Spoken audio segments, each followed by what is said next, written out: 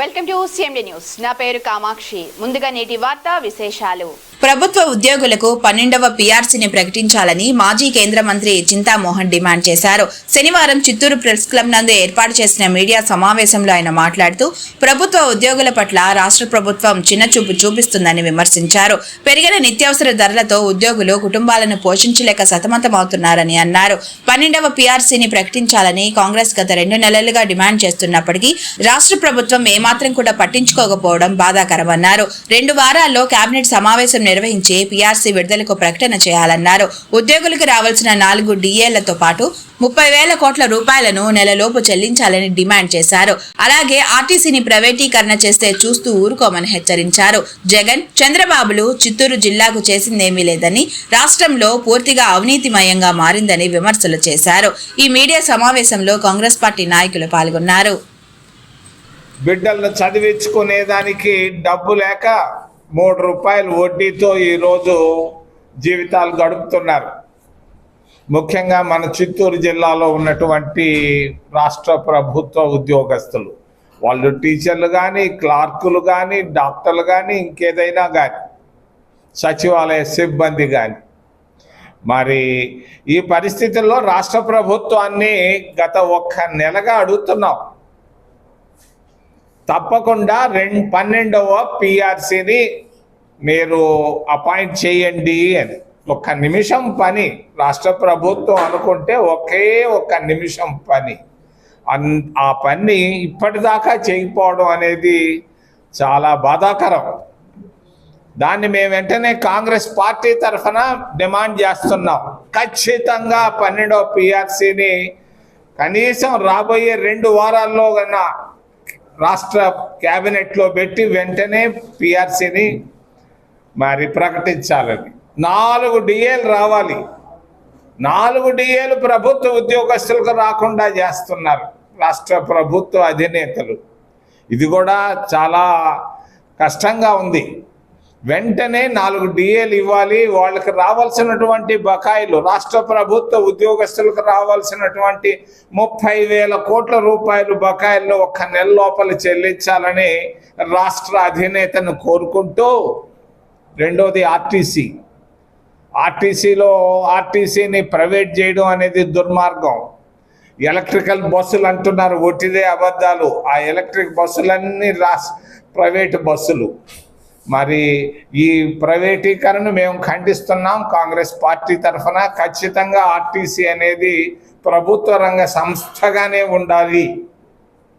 రెండవది అభివృద్ధి. చిత్తూరు అభివృద్ధి 30-40 ఏళ్ళ నాడు ఎట్టుందో ఇప్పుడు అట్టే ఉంది. మరి మొన్న రాష్ట్ర ప్రభుత్వ అధినేత చెప్తున్నాడు, అయ్యా నేను కుప్పానికి మంచినీళ్ళు తెచ్చాను, పులివెందలకు మంచినీళ్ళు తెచ్చానని. నేను అడుగుతున్నాను అధినేతని, మన ప్రాంత నాయకుడిని, చిత్తూరుకి కనీసం 1 లీటర్ మంచినీళ్ళన్నా తెచ్చావా? ఏం చేశావు చిత్తూరుకి? చిత్తూరు అభివృద్ధికి తమరు చేసింది ఏంది? 18-19 సంవత్సరాల ముఖ్యమంత్రిగా నేను అడుగుతున్నా. మరి అది ఆయనే కాదు, మరి రాజశేఖర్ రెడ్డి, మరి జగన్మోహన్ రెడ్డి తండ్రి కొడుకులు ఇద్దరు 11 సంవత్సరాలు పరిపాలన చేశారు ముఖ్యమంత్రిగా. చిత్తూరుకి చెప్పుకోదగ్గ పని ఒక్కటన్నా చేశారని నేను చేశా. సిఎంసి హాస్పిటల్ తీసుకొని వచ్చా. దానికి కావాల్సిన వస్తువులన్నీ ఏర్పాటు చేశాం.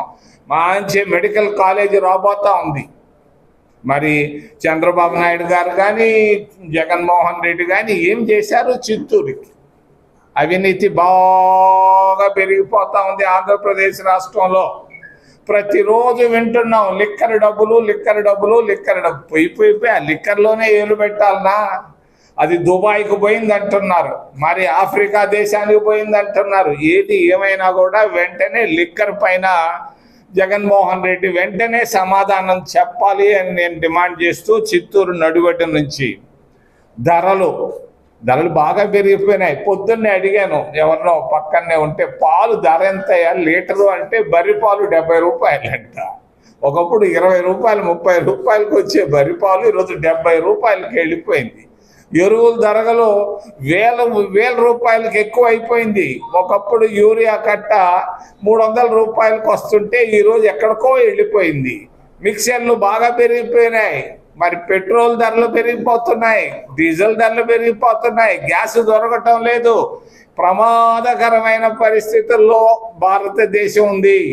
ఆయన వచ్చినప్పుడు 12 సంవత్సరాల నాడు దేశానికి అధినేత ఆయన చెప్పుకొచ్చాడు, అయ్యా ప్రతి ఇంటికి 15 లక్షల రూపాయలు ఇస్తా అన్నాడు. ఏది 15 లక్షల రూపాయలు?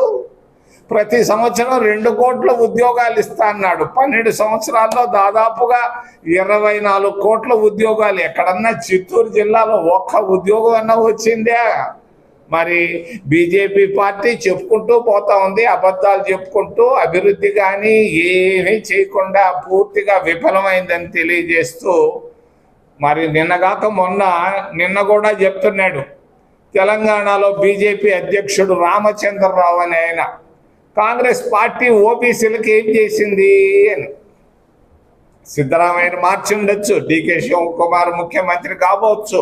మరి 27% రాజ్యాంగ సవరణ చేసి ఓబీసీలకు మరి రిజర్వేషన్లు, విద్యా సంస్థల్లో ఉద్యోగాల్లో ఇచ్చినటువంటి ఘనత కూడా కాంగ్రెస్ పార్టీదే. మరి అంతేకాదు, డాక్టర్ మన్మోహన్ సింగ్, ఒక వెనుకబడిన వర్గాలకు సంబంధించినటువంటి మన్మోహన్ సింగ్ను 10 సంవత్సరాలు ముఖ్యమంత్రి చేశాం. ఇంకా ఎంతెంతో మంచి పనులు చేశాం. కాంగ్రెస్ పార్టీని విమర్శించే హక్కు ఎవరికి లేదని తెలియజేస్తూ, ఏదైనా ప్రశ్నలు ఉంటే అడగమని మిమ్మల్ని చేతులెత్తి ప్రార్థిస్తున్నాం. ముఖ్య గమనిక, మా హాస్పిటల్ నందు డాక్టర్ ఎన్టీఆర్ వైద్య సేవ అందించబడెను. పేదలందరికీ ఆధునిక వైద్యం చేయబడెను. మాలిని దేవి multi speciality hospital, Christian Peta, 5వ లైన్, కావలి.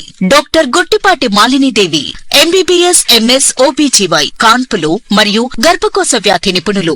మాలిని దేవి మల్టీ స్పెషాలిటీ హాస్పిటల్ నందు అందించు వైద్య సేవలు: సాధారణ కాన్పులు, సిజేరియన్లు, లాప్రోస్కోపిక్ ద్వారా గర్భసంచికి సంబంధించిన ఆపరేషన్లు, ట్యూబెక్టమీ, పిల్లలు లేకుండా operation, high risk pregnancy, ectopic pregnancy మరియు గర్భసంచి నీటి బుడగలు, గర్భసంచి జారిన ఆపరేషన్లు, రొమ్ముగడ్డలకు చికిత్స, నెలసరి ఇబ్బందులకు చికిత్స, మెనోపాజ్ సమస్యలకు చికిత్స చేయబడును. స్త్రీలకు సంబంధించిన అన్ని సమస్యలకు చికిత్స చేయబడును. Doctor Battina Narendra Babu, MBBS, MS, general and laparoscopic surgeon. Laparoscopic ద్వారా అపెండిసెక్టమీ, 24 గంటల కడుపు నొప్పికి చికిత్స, హెర్నియా మరియు పిత్తాశయంలో రాళ్లు తీయబడెను. వరి బీజం, హెర్నియా, నరాలు ఉబ్బడం, హైడ్రోసెల్, థైరాయిడ్ ఆపరేషన్లు చేయబడెను. Malinidevi multi speciality hospital, Christian Peta, 5వ లైన్, కావలి. ఫోన్ నంబర్స్ 9398665676 మరియు 08626245167.